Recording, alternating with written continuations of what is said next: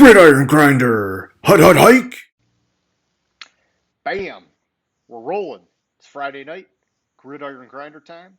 I'm Ryan. With me, as always, is my buddy James. Just a couple of dudes hanging out, talking about what's going on in the NFL each week. Tonight is episode 58, and so we are going to kick things off with Name That Stadium, like we always do. Then we're going to cover the news from this past week. After that, we're going to continue our four-part series. We're going to be providing our 2021 AFC NFC West Outlook. And lastly, we'll do our question of the week. So, with all that being said, how's it going tonight, James? It's going good. How's it going with you? It's going good, man. Another long week, but Gridiron Grinders here, and I can already feel my energy level increasing after the drain of the week, man. Yeah. Okay, so let's do Name That Stadium. So for anybody who's watching, this is a part of the show where you can kind of see James is out there traveling the country. Every week he's got a new stadium in his background, and we're just asking our viewers that if you think you know what stadium that is, hit us up in the comments section. First person to give us the right answer is going to get a special shout out in next week's show. It's just a fun little game we do every week. So, James, why don't you tell us where you were at last week, man? Last week I was at MetLife in New Jersey, but for Giants Jets, New York. Okay, and was there any particular reason, any inspiration, or? Just basically because we were talking about the AFC NFC East last week, and I was like, yeah, let's do MetLife. Gotcha. Okay, well, that's cool. Yeah, it's a shared stadium, that's, yeah. Okay, cool, cool. Well, let's move on then. Let's talk about the recap of the past week. And so, just my opinion here, James. I went through and I didn't, there was a lot of different stories, but like not, in my opinion, a lot of like good tangible news this past week. And, for it being a preseason week, I kind of thought there would have been a few more things, but um, I guess I'll just start. The first thing that I picked up was the Tim Tebow release from the Jags. And, I don't know, man. I'm not surprised. Um, I'm a little bit surprised by the timing, though. I'll say that. It just seems that, for it being kind of like this, attention grab, if you will. I would have thought they would have kept him on the team a little bit longer before they released him. And I get it. Teams are already cutting down, and it's, this is a new kind of off season with only three preseason games. But, this is Urban Meyer. This is Tim Tebow. And, it's Jacksonville. And the guy's been away from the game for so long, they brought him in. It just doesn't, to me, it just didn't seem long enough for them to kind of like complete the mission. What did you think about that? Well, I kind of suspected it was going to happen this past week after I was seeing like all sorts of like articles about how Tim Tebow couldn't block and how he didn't play on special teams and like at tight end if you're unless you're like Kelsey or what's this Kittle, Gronkowski, you got to play on special teams to pull your weight on the team. And Tebow was the only tight end on the roster that didn't play special teams in first preseason game. He tried to block somebody, and I say block somebody because I don't know what the hell it was. It was just like terrible. He completely missed. I mean, it was bad. So I'm not surprised. I wasn't surprised that they cut him when they did. Yeah, I mean, I get all that. I mean, the dude's a former quarterback, and we talked about it a lot that if he would have done this years ago, maybe it would have had a chance, but it's just so late in the game to be making the switch. And I don't know, I guess just for me, I had no expectation of him doing anything this year. And when we were talking fantasy and how he was like the number 15 tight end or something, I was just like, that's fucking crazy. But Yeah. I would have thought that they would have wrote it out like right up until week one or something. And then it just to me that seems like that would have given them everything they wanted out of Tebow being there, and then they could have been like at the very last minute, he was so close to making the team and it just didn't work out. Something about doing it now just kind of seemed, I don't know, it just it didn't make sense to me, but I guess the end result was the same. Yeah, like I think kind of what part of it was like you go into that locker room and you have Tebow who tight end not playing on special teams, can't block worth shit, can't catch the damn ball, and the players are looking around the locker room and like, what the fuck's this guy still doing here? And you probably could easily lose the locker room and lose the season with a situation like that. I get it. Yeah, it makes sense. And Urban Meyer probably was like, hey, I got to let everybody know that it doesn't matter if you're my boy or not. If you're not getting it done, you got to go. Yeah, Um, and plus Urban Meyer didn't start out very well with the strength and conditioning coach issue he had. Like his first hire, the first strength and conditioning coach or whatever he hired that had the problems at Iowa, I think it was. oh, And yeah. so like Urban Meyer's kind of like he could easily lose that locker room pretty quickly. Okay. Yeah, so all right. Yeah, I get all that. So the next thing I saw news-wise, this is not the same, but it's, a similar, I guess, kind of thing where it's not like anything about what's going on the field necessarily. But Larry Fitzgerald, I saw a report basically saying, something about he doesn't really have the urge to play right now. People asking, what's your status? What's going on? And, to me, it just seems like that's his way of saying nobody's really calling and I still want to play. But since nobody's calling, maybe I'm just going to wait and see if I can sign on with a Super Bowl contender maybe later in the year. I don't know. Otherwise, it just seems like he would announce his retirement. And I was thinking about Arizona, and I think the writing's on the wall that they don't really want him back, or that they just don't think he's going to be productive. Because when you look at their wide receiver group right now, he would probably be their number five.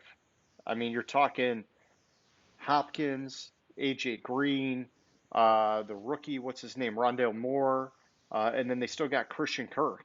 I gotta believe all four of those guys are higher up on the pecking order than Fitz at this stage of his career. And so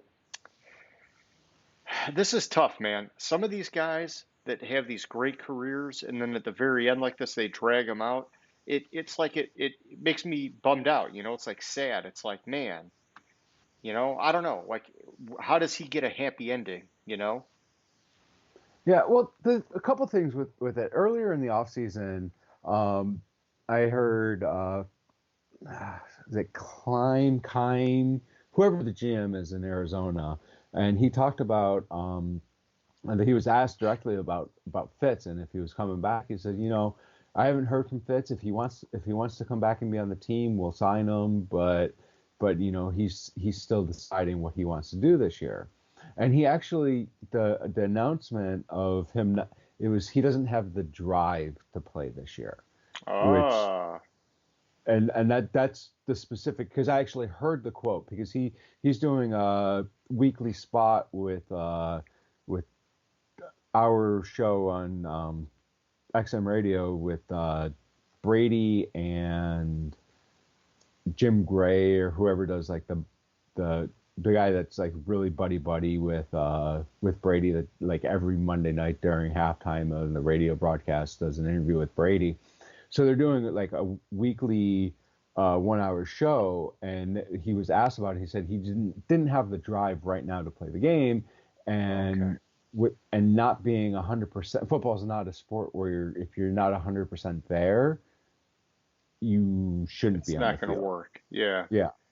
And he said he did leave it open, like, we'll see what happens in like September, October, November, like if that drive comes back, but I don't have the Yeah. drive to play. Yeah. Yeah. Maybe he starts seeing some games and he's like, damn, I want to be out there, you know? Yeah. Okay, well that makes more sense to me. I didn't have the full story that way, but it's it's tough, man. I like Larry Fitzgerald a lot, and he's one of those guys that you just want him to have a fucking Super Bowl win, and it just doesn't happen, or it Hmm. hasn't happened. And could it even happen now? It's like Arizona's probably not there yet, and so I don't know, dude. I just I want this guy to be able to ride off into the sunset like the right way, and this is just one of these weird deals where it's like, ooh, this is like not like a very happy ending. Yeah. So here's the exact quote he said. He said, "To be honest with you, I just don't have the urge to play right now. I don't know how I'll feel in September, October, November moving forward, but just today, I just don't have the urge. And I think I have to be respectful of that. Football is one of those games you want to walk out there and play and not be fully engaged and ready to prepare and do the things necessary that you need to do." Okay. Yeah. So Yeah, because if you're not all the way in it, man, you're asking for trouble. You're gonna get hurt. You're gonna, I don't know, you're gonna do a disservice to the team. I mean, yeah, I yeah. get all that. So I don't think it was as much that nobody wanted to sign him. I think it was He's 100%. he's legitimately, yeah, not Yeah, sure. Yeah, okay. exactly. Well, that makes me feel a little bit better about him. It's still a weird kind of thing, but that's okay. Um, all right, so the last thing I had, and you may have more to add, did you see the Packers throwback uniforms that they're going to be bringing out later in the year? I have not seen them. I like right when you called, I was looking for them because I've heard they're pretty sweet, but I have not seen them yet. Well, if you get a chance to check them out, let me know. Yes.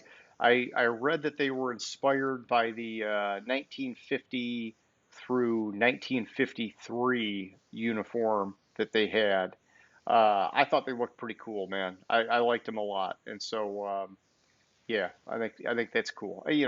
I'm not always a big fan of some of the throwback stuff because sometimes I'm like, geez, man, like we had the color guard uniforms, and then you get the alternates, and you get all these things, and it's like, I don't know, maybe to me it just sometimes feels like it's a bit much. But these ones I saw, and I was like, damn, those look good. It was cool. Oh, those do look pretty sweet. Yeah, You're digging them. You're behind it. definitely digging them. All right. So, anything else news-wise that you'd like to point out? Well, the thing I had heard this week was with Rogers and like the whole offseason stuff. Like he's legitimately saying he was 50-50 on whether or not he was going to retire. I heard he made more comments about that Jeopardy job. Yeah. So he was like it was a question he was asked directly, and it's kind of funny. Uh, Not funny because of the situation, but so he was asked like if he wanted the Jeopardy job and if he would have taken it if he was offered it, and he said yeah I would have if I could have worked it with my schedule. Okay. And then that interview aired, I guess it was like taped yesterday and then played on the sports talk radio station I listened to today, and then half hour later, and it's different reasoning, but the person that was named the replacement host for Trebek for Jeopardy stepped down because of like some comments he had made about like disparaging comments about different groups. So the Jeopardy job's Uh, back open again now. so what do you think? Right before week one, he's like, "Forget you, Green Bay, I'm out." No, what's going to happen is if he were to take the Jeopardy job, he would work it around because they only tape like a couple months out of the year and like do it during the summer or something like that. Okay. Like he would Uh, work it through a schedule. But what's really interesting is the same interview today or that I heard this morning. He had said, they asked, what he was asked, what would it take for you to want to come back to the Packers next year? And he's basically like, it's not about wins and losses. It's about respecting the organization, basically. yeah, I remember you telling me about that. And he wants a little bit of say in stuff that affects his job, and he Hmm. feels he's earned that with how he's played. And the Packers are basically like, "Fuck you, we don't want to listen to you." Yeah, So yeah, and to me, that's one of these sort of slippery slopes, where if I'm a GM, I'm not gonna like offer that out to just any quarterback, you know. But this is Aaron frickin' Rodgers we're talking about. yeah, He's been the team for a long time and one of the greatest players in the league for a long time. It's like this is one of those exceptions. It's like if Russell Wilson's telling you, hey, maybe we need to sign this guy, you should probably listen. Or even like fucking Mahomes, if Mahomes like, get me this guy, you probably want to get him that guy. I get it. You're not going to do everything the guy wants every time he says because all he's really looking out for sometimes is maybe his own best interest. And you got to look at the overall team's best interest. But it's like if you can do something to at least make that guy believe that you put him in the position to succeed, I don't know. I think with a guy like Rodgers, you should be doing it. yeah. Well, like I think what I remember Rogers saying basically was, it's I just want them to ask my opinion on like a receiver, like what I think Yeah. of him before they cut him, and like just seek out my opinion. And I think it was who's the old Colts GM, Bill Polian, which had said, yeah, he ran moves like that by Peyton, or like the Yeah. guy that used to be the GM for Cleveland Cavaliers, he'd run moves by LeBron just to get their thoughts on it before he made the move. It's like you don't have to do what the guy what he says. You don't have to follow it, but just respect him and Yeah, ask his opinion on it. yeah, let him know he's important. And, Yeah. and if you disagree, maybe that's an opportunity for you to explain, hey, listen, we're going to be releasing this guy and we get it, you like him, but XYZ doesn't work Mhm. for us. And then he's going to be like, maybe he's like, I never looked at it that way. And so then it's, hey, you engaged with me and you actually shared something with me that I didn't know. And I mean, it could be, yeah, there's just a lot of opportunity there. I don't know, just this whole thing of we're going to keep one of the greatest players in the game in the dark is like, Mhm. I get it, man. Everybody wants everybody else to stay in their lane, but if there's ever an exception, this is probably where it's at. My Yeah, opinion. exactly. It's just, and I like, I think that definitely this is probably his last year in Green Bay because it's one way or another, and I think he'll be traded in the upcoming off season because one way or another he'll be off the team and Green Bay can't come after his money. Okay. Like as part of the new terms of his contract after the season, the signing bonus and stuff, Green Bay can't come after. They waived the right to try to recoup that money. Okay, so James, my wheels are spinning now, and I just read something on NFL.com talking about how this next free agency is going to be loaded Hmm. at wide receiver. So I don't know. What do you think? I think after this year, the Lions it's easier to move on from Goff. See you, Goff. Hey, Rodgers, pick your two, three wide receivers you want. We'll go out and break the bank for them, and you'll get two revenge games every year on Green Bay, man. So I we can dream. Yes, we could dream. That's what a man can do. We can dream. I will have a bold prediction during our picks Okay. that that you'll be like what, and I will back it up. But just a little forecasting there when you're ready Okay. for it. Okay. But yeah, we can dream about that, but I don't think it would make a difference in Detroit. I'll just leave it at that. Sure. All right. So, anything else news-wise? It's just like a lot of injuries. Like the Jets are gonna Jets. What's his face? The guy the who was it? linebacker, I think it was, like he's out for the season, torn Achilles. Like their big, huge free agent splash for the Jets. Oh man, I Defensive did. end Lawson. Yeah, Carl Lawson. Yeah. Yeah, he Carl Lawson ruptured his Achilles. And then you look at last night's preseason game with New England and Philly, and how good, I mean, how freaking amazing New England looked and how pathetic Philly looked.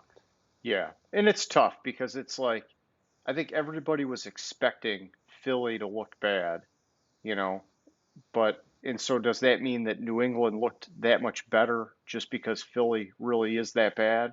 Or is it a combination of the two where New England really is getting back to form and Philly's like falling off the map? And so it was like a two-way thing, you know?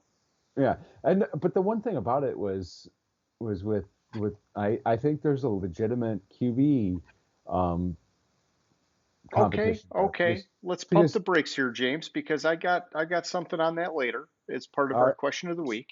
So our I'll pause on that one. yeah, let's And keep the suspense going a little longer. and then apparently there's been a bunch of fights in the joint practices amongst the Yeah. teams. Like AB was Antonio Brown was thrown out of practice for punching a Titan, Oh, I and didn't hear uh, that. and the Raiders and Rams teams got into a fight during practice, and I like the quote from Gruden on it. He called it child's play. I saw that one. I saw that one. It's like, come on, Gruden, really? Come on, man. How long you been saving that? Yeah, Like, really. He finally had the opportunity. I mean, shit. He looks looks like the Chucky doll Chucky. was designed right after his face, and then he finally gets to say it. Yeah, he's been saving that one for years. Okay. Well, what else you Uh, got? the last thing was apparently Washington has narrowed it down to three team names. And they had the final Ah, three. They haven't announced the final three. They haven't announced anything, but they've whittled it down to three possible names. okay. Hmm. Well, yeah, all right. Hey, we'll see where it goes. Um, okay, well, let's move on then. Let's get to the main show for the evening. So 2021 AFC, NFC West Outlook. Let's start with the AFC, James. And so, just kind of like we did last week, why don't you give me top to bottom, what you think records are going to be, what you like, what you dislike, and then I'll give you, the same thing from my end. I have to get one thing up on this because I had Okay, the then I'll go so, first this so time. How about that? you go first. You go first. Sure. Okay. So AFC West. I'm starting off with the Kansas City Chiefs, and I don't think it's any kind of a surprise. I've got them winning this division. I've got them going 14-3 this year. And here's the thing, okay? I know earlier in the year, Mahomes was making comments about wanting records, and I think he was kind of alluding to this is the first year we have a 17 game schedule. Like he was kind of like, we want to be the first ones to go undefeated on that new 17 game schedule, something along those lines. Maybe I'm not totally getting it because it was a while ago, but I think that they're either going to do something like that or something's going to happen where I have them at 14-3. Basically, I've got them losing to the Raiders in week 10. And I don't know why. It just seems like the Raiders have their number. And so if that happens, I could see them losing week 10, and then I could easily see them benching starters in weeks 17 and 18, and that's where they would get the additional two losses. And so, but I think if they get through week 10, beating the Raiders, honestly, I'm looking at their schedule from there on out. They actually have a shot. They could go undefeated, man. And so, I wouldn't put anything past Mahomes and Andy Reid and how sweet this team looks. Okay, after that, I've got Denver and the Chargers, the Los Angeles Chargers, tied for second place in the division at 8 and 9. And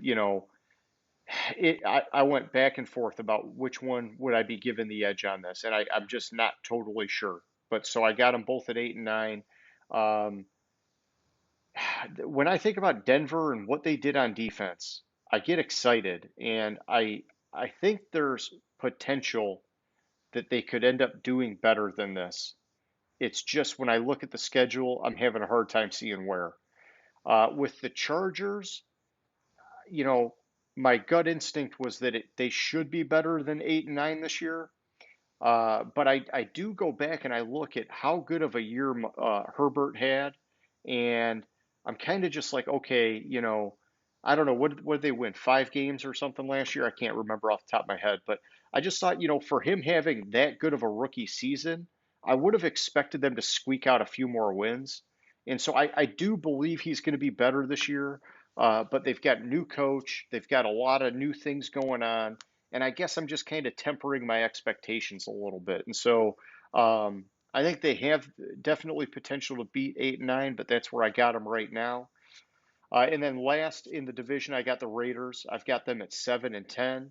And I think 7 and 10, Gruden's out. I really do. I think that he has to pull a fucking miracle to make this thing happen, where he saves his job. And it's going to be tough. I'm looking at their schedule, and it's like, where are they going to pick up, another 2 wins? I don't know, man. I mean, it can happen. I mean, and they did make a lot of changes. They brought in a lot of veteran players in the offseason. I've heard some of their younger guys that are, 1, 2 years on the roster, they've already been kind of like demoted in favor of these veteran guys, and I think that that's a sign that they're like, there's no more fucking around. We got to get this done or we're done. And so, but I think unfortunately this will be it for Gruden, and I like him a lot. I don't know, man. They're just not getting it done in Vegas, and so that's what I'm thinking, man. How about you? All right, so we are pretty close on Kansas City this year. I have Kansas City winning their first 9 games and losing to Vegas in Week 10 also. Nice. But I have them finishing the season at 15-2. Okay. I don't have them going that far in the playoffs. I have them losing their first playoff game. Whoa. To Cleveland. Last year they would have lost to Cleveland if it weren't for that stupid touchback. Oh yeah. Yeah. But I just think I think that it's a good team and a great team, but I think Cleveland is making those strides, and we'll go into Cleveland more next week, but I almost picked Cleveland to go to the Super Bowl this year. They could be ready, man. I love that team, dude. Yeah, I love that team. I love what I'm seeing in that team. But that's why I have them, Kansas City, losing to them in the playoffs. The other loss I have Kansas City is the Chargers, actually, in Week 15. Okay. So it's in LA, and I just, for some reason, I see a little hiccup. The Chargers are, I think they're an up and coming team. I have them as second in the division at 11-6. Nice. I think they're Herbert did phenomenal. Last year they were 7-9. I think the reason they were 7-9 last year, a lot of it had to do with poor clock management in coaching, and I think their new coach Staley. Yeah, Brandon Staley. Yeah. Brandon Staley. I think he can do better. He'll give that defense a jolt, and because that's where he made his mark in with the Rams last year. And then I have Vegas. I have Vegas going 9-8. I'm really torn. I was really torn on Vegas. I had them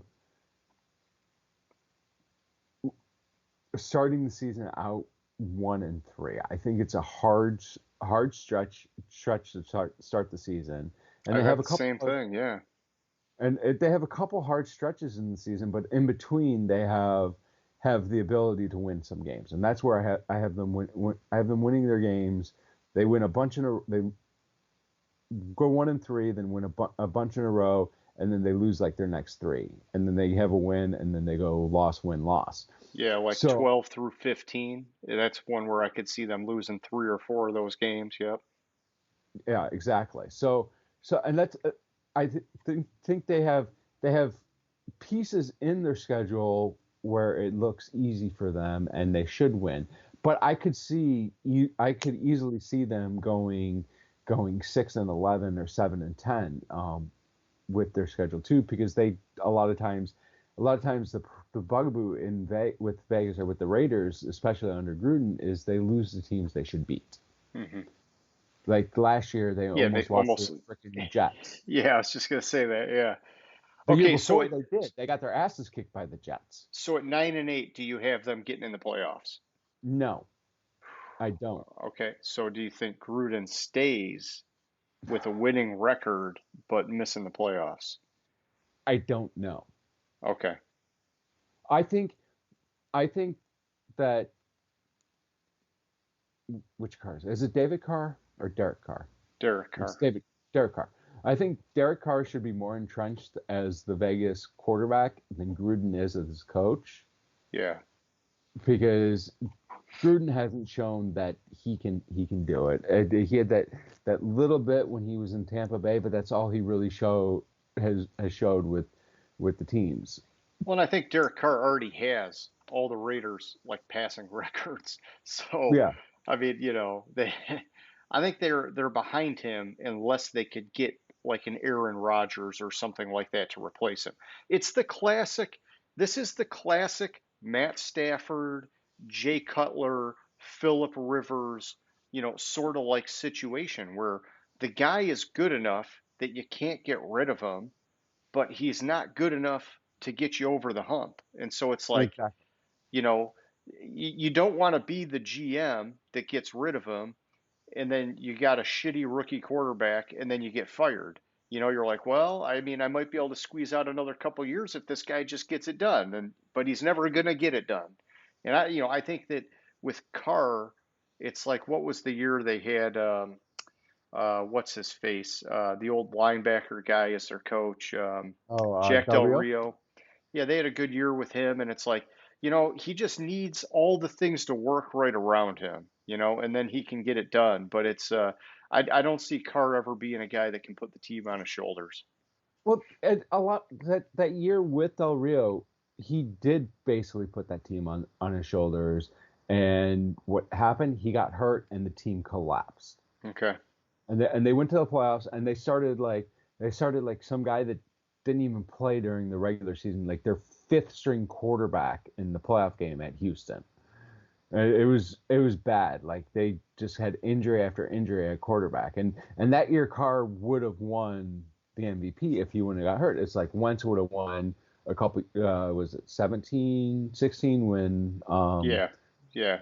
Foles Philly became the Super Bowl hero. Yeah. yeah.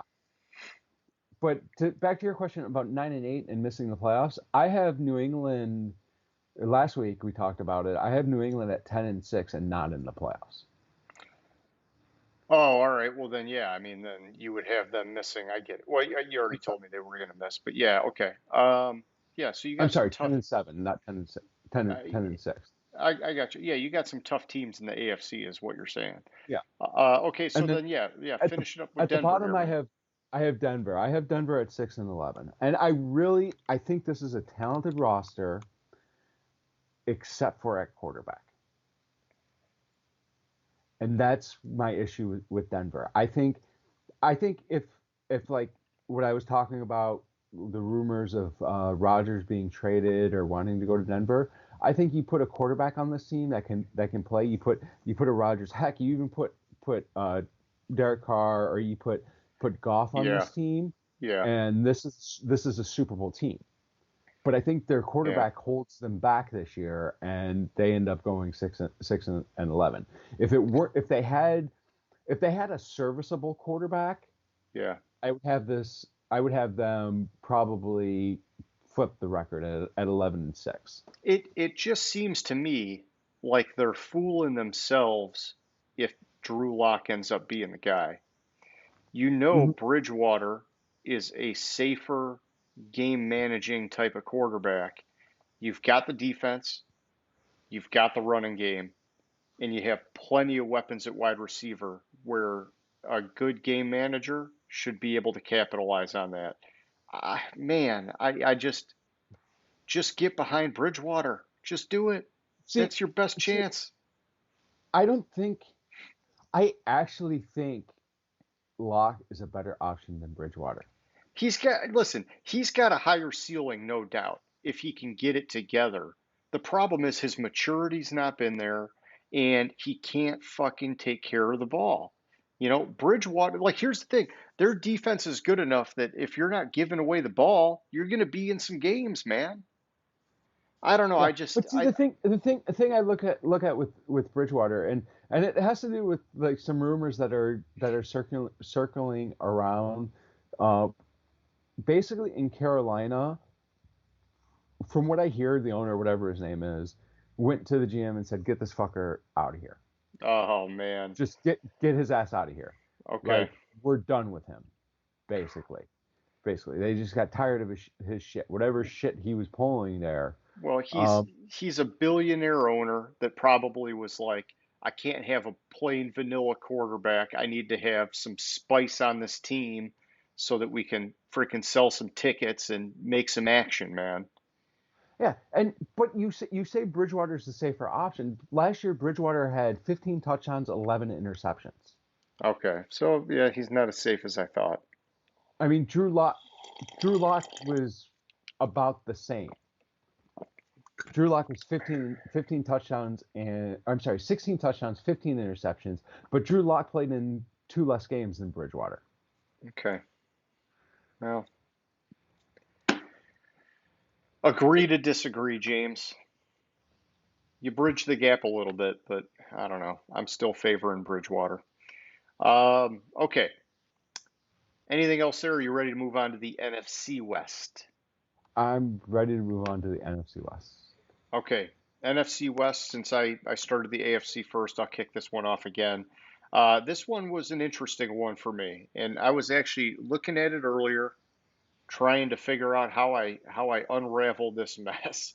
But I've got a fucking three-way tie for first place in this division, with all three teams at 12-5, the Los Angeles Rams, the San Francisco 49ers, and the Seattle Seahawks.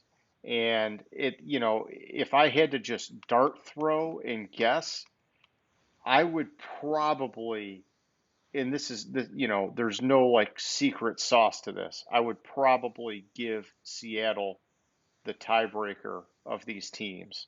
Uh, and I think part of that is I'm just not high on Stafford with the Rams. I mean, I think he's going to have a great year. It's just because it's Stafford. I think I got like a mind block where I'm like, no, I can't do them, even though they should be the better team. And I think I'm just a homer for Russell Wilson and what Seattle could be doing. And I remember their defense last year when they traded for Dunlop and everything just shifted. That defense got so much better. They just recently locked in Jamal Adams. On offense, we know they're phenomenal, and they're only going to get better with Lockett and Metcalf. And I'm just, I don't know. So, like I said, three-way tie. If I had to give somebody the edge, I would give it to Seattle. Um, so then let's just see. I had a note on the 49ers, not like a huge thing to be concerned with, but they do have their first two games on the road, and then their following three games are fairly challenging opponents. The good thing is those first two road games are against dog shit teams, Detroit and Philly. And so even though they're traveling on the road, they should get those wins. If something happens and they lose one of those games, I think there's going to be a lot of pressure on the 49ers, and it could be problematic for their season because week 3, Green Bay, week 4, Seattle, week 5 at Arizona, they could potentially be going into the bye week like, whoa, our start of the season is not great. In which case, I don't know, maybe they just move from Jimmy G to Trey Lance a little bit sooner, or who the heck knows. But, I thought that was worth pointing out. And then the Rams, I mean, hey, everybody knows what's going on with the Rams. They traded for Stafford. They still got Aaron Donald. Jalen Ramsey, hey, he was in the news this week about the Hunter Renfrow stuff. And, did he get burned? Did he not get burned? I don't know, man. I didn't see the tape. But, and then so anyhow, in fourth place, I got Arizona. And I've got them at 8-9. Yeah, like when I think about what they did in the offseason, I just want to believe that they're going to get over the hump this year. It's just such a fucking tough division. And when I go through the schedule, I go through it over and over and over again, and I'm having a hard time confidently giving them more wins than what I've got. And so, I don't know, it's one of those weird things. It's like my heart thinks like, "Oh man, this team can do so much better." But my brain is looking at it like, "Yeah, but where? Like, how is it going to happen?" And, Russell Wilson, I mean, not Russell Wilson, Kyler Murray, yeah, he should be better. Yeah, they brought in J.J. Watt. Yeah, they did all these things. That's great. But it's like, you look at their schedule, this is a fucking tough schedule, man. And so I don't know. I'm hopeful that they'll beat 8-9. I'm just not sure it can happen. So that's my NFC West. Okay, so we both have Arizona at 8-9. I agree 100% with you. It's very hard to find wins on their schedule. They have, I mean, yeah, okay, they're probably gonna beat Chicago, or they'll probably beat Carolina. But I mean, they got to play fucking Green Bay. They got to play Cleveland. I mean, their division is fucking ridiculously Yeah. good. Like honestly, if it were to ever happen where 4 teams made the playoffs, this would be the year to do it in the NFC West. That's how good this division is. Yeah, it'd be pretty amazing if it happened.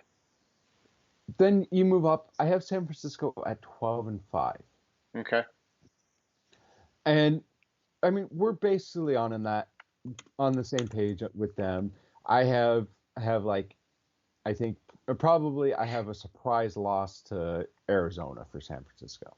Okay. I mean, San Francisco never beats the Rams. Basically never beats the Rams. And I like what I'm seeing. I think the first 2 games, it's a great start, great way to start Trey Lance. First off, you have 2 dog shit teams to give him the confidence. Yeah, it's on the road, but after that, like, when are you going to start him? At Indy? Indy has a fucking phenomenal defense. At Chicago, or against at Chicago, like, where are you going to start him before week 11 when they play Jacksonville? Outside of starting him the first 2, You're right. First 2 games, and I think there's going to be a little bit of growing pains there. I mean, again, San Francisco, they have a hard schedule, but I think the defense kind of carries them. Then Okay. I along with you have the Rams and Seattle at 13-4. Now, I actually went into the tiebreakers, and I have the Rams winning the division based on conference record. Okay. I have Seattle losing 3 games in the conference. I have the Rams losing 2. I'm sorry, division record, not conference record. Because I have the Seattle losing 3 division games, and I have the Rams losing 2. My bold prediction on this is what you're gonna see, and I actually have placed money on this. Matthew Stafford is going to win the league MVP this year. He has talent around him, a coach that can actually fucking coach. Yeah. And I mean, Stafford is. Everyone says that Aaron Rodgers is the most talented quarterback ever to play the game. Everyone always says that. Brady is the best. He's the GOAT, but Rodgers is the most talented. I think Stafford is just a step behind Rodgers. Look what he did in Detroit with dog shit teams, and he threw for 10,000 yards a season. Not really, but you know what I'm saying. Like he lit it up. No running game. Everyone knows that you're going to throw the ball, and he still fucking was successful and got the yardage. You give him a coach that can actually coach a running game, and he's going to look fucking phenomenal Yeah, with the and Rams. they're going to have a great defense. And so Yeah, even if he fucks something up, they're going to bail him out. And so it's going to keep him with a high level of confidence, knowing, hey, I can take some chances because if I make a mistake, the defense is going to bail me out. exactly. And you have him free like that. Have him with that free attitude like that, and Yeah, he's going to look like that's the thing in Green Bay with Rodgers. Rodgers makes some unbelievable plays because he knows he can take that chance because yeah, he knows the defense or his team will bail him out if he fucks up, or the refs will bail him out by calling a fucking bullshit face masking penalty on a Thursday night game, and then he yeah. gets throws a I, fucking Hail Mary with yeah, zero time with a I untimed think down. he just knows he's that fucking good that he can Yeah, take the chances because to him they're not even chances. It's like, no, I'm going to get it done. yeah, Um, exactly. yeah, I mean, all right, I hear what you're saying, and you know that I got the love hate with Stafford, and so it's like I don't want to believe it, but you're right. You can make the case all day that the stars have aligned for Matthew Stafford. He's been released from the hell of Detroit, and he's put in probably the best possible situation that he could have been put in by going with McVay in the Rams, and so I'm there is a I'm part of gonna me. take this prediction a step further. Okay, go ahead. Matthew Stafford is gonna win the Super Bowl this year. Yeah, see, there's a part of me, James, that's like, fuck that. I want to watch the guy fail. And then there's a part of me that's like, it's not like he's like some evil person. It's just that he never got it done in Detroit. And it's not all his fault because he's only one guy. Maybe there's some jealousy in there where I'm like, well, I don't want to see him go win it somewhere else because we didn't get shit. But once again, is that his fault? I can't really blame him too much. And so, yeah, I think deep down, I hope the best for the guy. And, you know, I do worry that there was so much hype when they traded him that it feels like they're setting him up for failure and that he has to win the Super Bowl or everybody's going to be like, oh, that trade, all that hype, all that talk, and they didn't get it done. But hey, let's see because yeah, like you're saying, this could be the year. It could happen. And everybody says, "Oh, well, why are you hyping Stafford? He hasn't fucking won a playoff game." Well, if you look at it a number of years ago, we beat Dallas. Yeah, we got hosed on that one.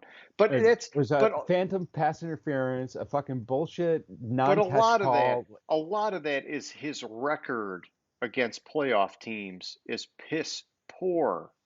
And so it's yeah, you haven't won a playoff game, but you in the regular season, when you look at all the teams that have made the playoffs, he's like barely ever beat any of those teams. And so I get all that. But once again, it's Detroit.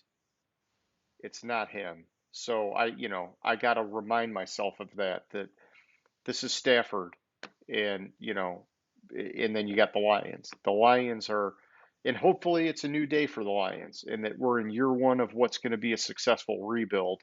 And then in the long run, everybody wins. Stafford gets his, the Lions come around and actually do something with their lives, and we can all be happy.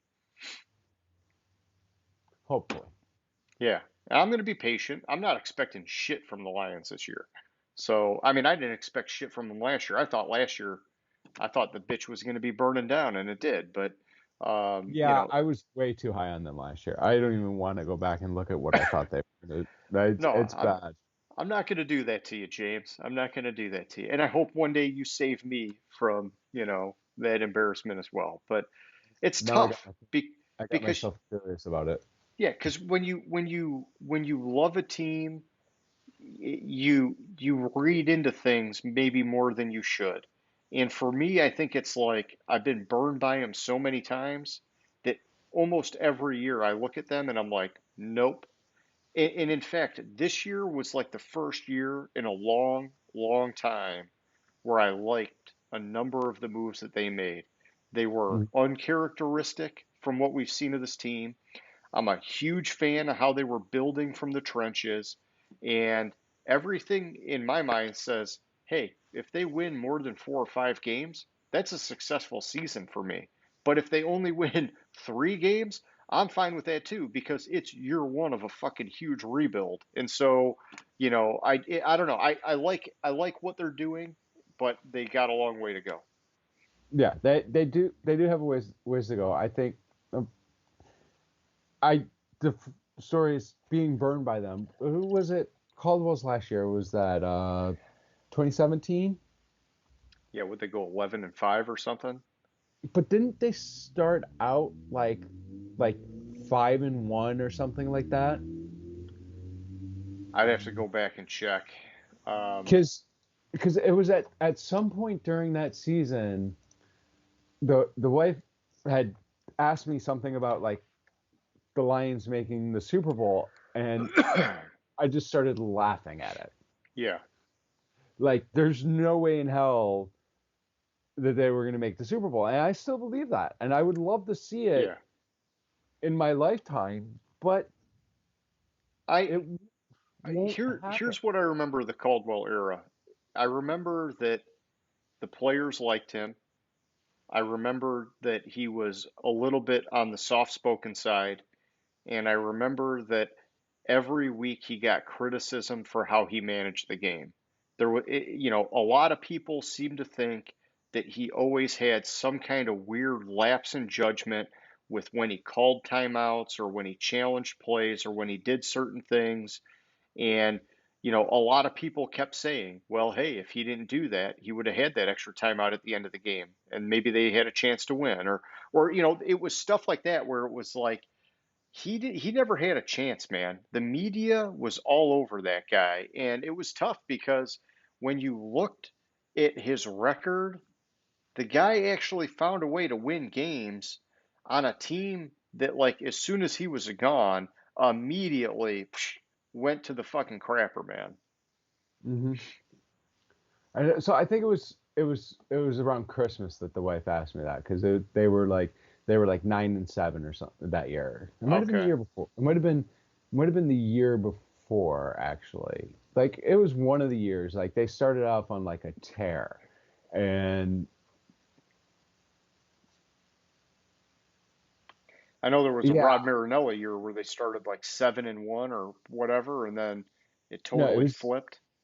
it was the year before. They finished 9-7, but and they were 9-4 after week 14. And after 13 games, they were 9-4, and that's when the wife asked me that, and I just laughed hysterically at it. Like I couldn't contain myself. I thought it was so funny. But Yeah. we'll come back to Stafford, and Stafford's going to win the Super Bowl. Stafford's going to win the Super Bowl MVP, and Stafford's going to win the regular season MVP. Yeah, yeah. Here. I'm high as a kite here. They went what 9-7. I don't know why I was saying 11 wins. They went 9-7 in Caldwell's third season. Um, 9-7 again in 2017. Which that's You were where it think was you were considered a. thinking 14. Oh no, it was 14 that the Yeah, wife there asked we me go. that Yeah, because 14. they He were did he they did have an 11 win season. That's right. Okay. Yeah. yeah, it was 2000 it was 2014 that the wife asked me that because they started off, and it had to have been the Thanksgiving game when they had what, they were 8-4 or whatever. Yeah, 8-4 after Thanksgiving, and I think that's when Fucking the Lions. when the wife asked me that. All right. So And that's yeah, the game that they got hosed in the fucking um at Dallas. this is why we're trying to save the NFC North for last because yeah, we're not even in the North and we're talking all about the Lions. Um, all right, so bringing it back to the West, did you have any notes on Seattle? I know you got the Rams winning, but you had Seattle also at 13-4. Was there any kind of commentary to go with that, or is that, you're good? Hey, they're taking second in the division, and Well, with Seattle, my concern with Seattle is how much they're going to put on Russ and how what this offense is going to look like this year. I have I have serious concerns. I mean I have Seattle starting 3-3, okay. and that will be a surprise when we get to Pittsburgh next week because I have Pittsburgh beating Seattle. Yeah, I could see the scenario where they end up starting 3-3. I see what you're saying. I got them going 4-2, but I could easily see one of those games flipping on them. Yeah, and so I have them 3-3, and then they go on a huge win streak, and then lose the last game of the year. Okay. And I think that's because always like with Seattle and Arizona, those games are always competitive. No matter how Yeah. bad Arizona is, those games are always seem to be competitive. And I think I think I have it reversed. I think Arizona generally wins at Seattle, and Seattle generally wins at Arizona. So that would have them lose Seattle losing week 11, but I think they'll lose one of either 11 or week 11 or 18 against Arizona, and that'll be their fourth loss. Gotcha. Gotcha. Um, okay, well, good stuff. What do you think? Anything left on hitting the NFC West, or you got it all out there? I think I got it all out there. Nice, nice. You did a good assessment, in my opinion, there, James. I like how you do a good deep dive. Okay, well then let's kick it over to our question of the week. And so, earlier we were talking Patriots, talking about the quarterback controversy, or I don't know if it's a controversy right now, but the quarterback competition, probably a better way to put that. I got, for the question of the week, I want this to be a two-part question, both related to the Patriots and stuff that they've got going on at quarterback and at running back. Okay. And so, like you mentioned, there's buzz picking up between Cam Newton and Mac Jones. And then beyond that, the rookie at running back, Stevenson, sorry, he has been on fire in his first couple preseason games. And so the first question here, James, is when, if at all, do you think this year Mac Jones takes over as their QB1 Week 5. in week five? Yep. I, I got the same thing, but I'm glad that you put that out there. Yeah, so last week Cam went 8 of 9 for 103 yards and a touchdown. Mac went 13 of 19 for 146 yards, no TDs. But um, they're both looking pretty good. I think people are saying, yeah, but Mac Jones is going against backups, like they're discounting him a little bit. I get all that. I still think that long term, he's the better answer for this team in this offense. We saw what Cam does, and he can't get it done in the passing game. I'm sorry, he's a run first quarterback, and he's getting older, and that run first stuff eventually doesn't work as well. And if he can't figure out how to pass in that offense with Josh McDaniels calling plays, they just need to hand the torch to Mac Jones. I agree with you. I think Week 5 is the answer. They go up against Houston. That's a great tough game to get a rookie quarterback in there. And when you look at their first four matchups of the year, on paper, right now, those look like those are going to be difficult run defenses, which is going to work against Cam's strengths. And so if he has issues in those first 4 weeks, perfect time, make the switch. I agree with you on that. Well, Week my 5. my reasoning's a little bit different than you because week 4 is Tampa Bay, and I don't see. I think Belichick's going to hold Mac Jones back till after the Tampa Bay game, after Brady comes into Foxborough, because it's obvious that Cam Newton is not the next QB of New England. Yeah, he's the current QB, but he's not the long-term solution. He's not the next franchise quarterback, and Belichick's going to hold Mac Jones back to not have that comparison with Brady. Yeah, let's not put the pressure on him with all that Exactly. craziness and yeah. Exactly. And to those people that say that Mac Jones is going against backups, that doesn't fucking matter who he's going against. What you look at is his decision making. Is he on target? And he's not making bad decisions with the football. He's on target with his throws. I don't care if he's throwing against backups. He still looks like he's making the right decision for that play and for the defense that's being run against. He's going against. Yeah. And that's what I see with him. I see what I see with Cam Newton. Now it's not 2015, 2016 form Cam Newton, but I see Cam Newton right now he looks a lot better than he did last year.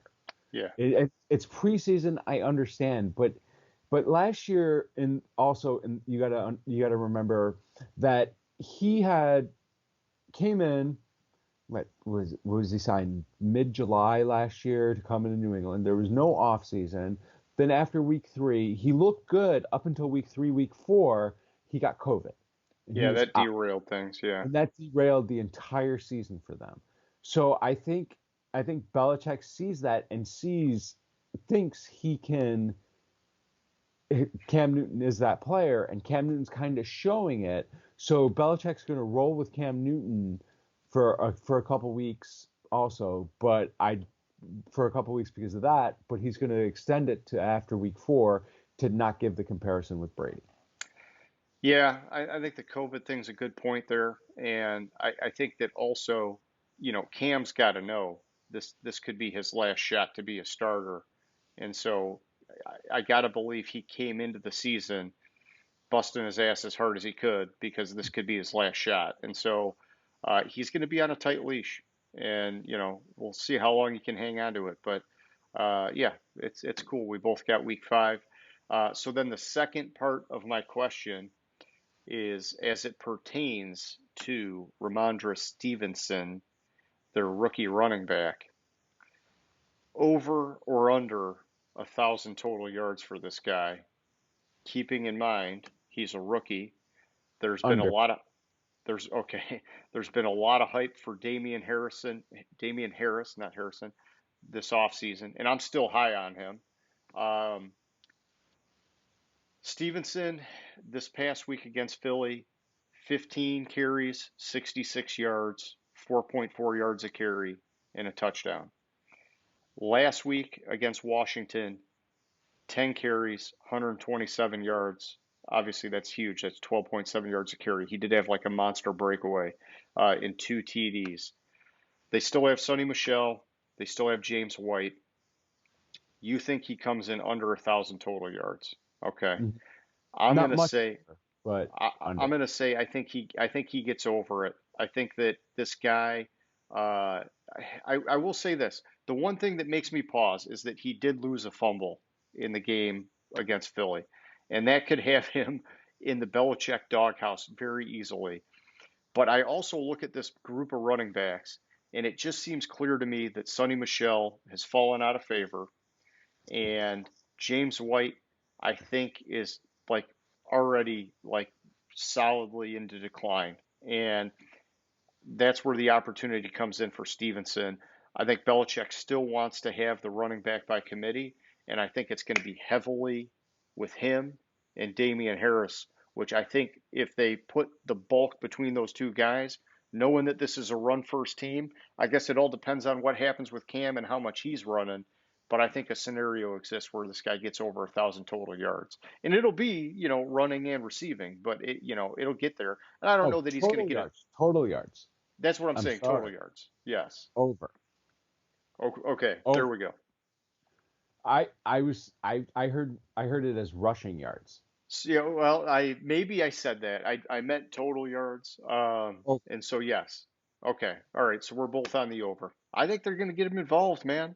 He's got some pop. That excitement. You want to capitalize on that. Ride the hot hand when you can. So yeah, I like what I've I seen. could see him easily having 700 to 900 rushing yards alone. Yeah. That's what I thought. I figured somewhere in that 800-yard range on the ground. And then I don't know that he's going to get a ton through the air, but if they phase out James White and you just never know with that committee. I could see him getting a couple hundred passing yards, so Mhm. reception yards. Um, well, cool. We're on the same page with that. That's nice. We're in alignment tonight, James. Okay, so for We think anybody we talked about this before, but we didn't. No, and I always kick myself because I'm like, yeah, I need to give James a heads up so he has time to think about it. But you're quick on your feet, and usually, I give you all my stuff before you answer because I'm trying to give you time to think on the fly there. But tonight you were like Johnny on the spot, and you were reading my mind, man. Well, because these were things I was thinking about this week, and plus, like when I started talking a little bit about the QB controversy competition in New England, you kind of told me to pause because that's all the stuff I said with Yeah, my answer to the question was what I was going to say nice, when you nice. told me to pause. I'm glad I paused you then because sometimes I let you go and then I'm like, well, I was going to bring this up later, but no, it worked out well tonight. Okay, so for anybody who's still watching, similar to Name That Stadium, hit us up. Answer our questions of the week. Tonight was a special double question week.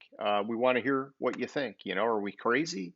Or do you agree with what we're thinking here with the Patriots? And so, aside from that, any closing thoughts, James? No, I don't think so. Okay. I think I'm pretty much good. Looking at my notes, I think we covered everything from my end. So next week, we're going to continue this thing. We'll hit the AFC and NFC South next week, and then we'll wrap things up with the North. And so for anybody who's watching, we hope you like the show. Give us that thumbs up, hit us with some comments, and if you really like us, hit the subscribe button. We appreciate the support. James, like always, man, it's been fun. I will catch up with you later. Gridiron Grinder. Hut hut hike.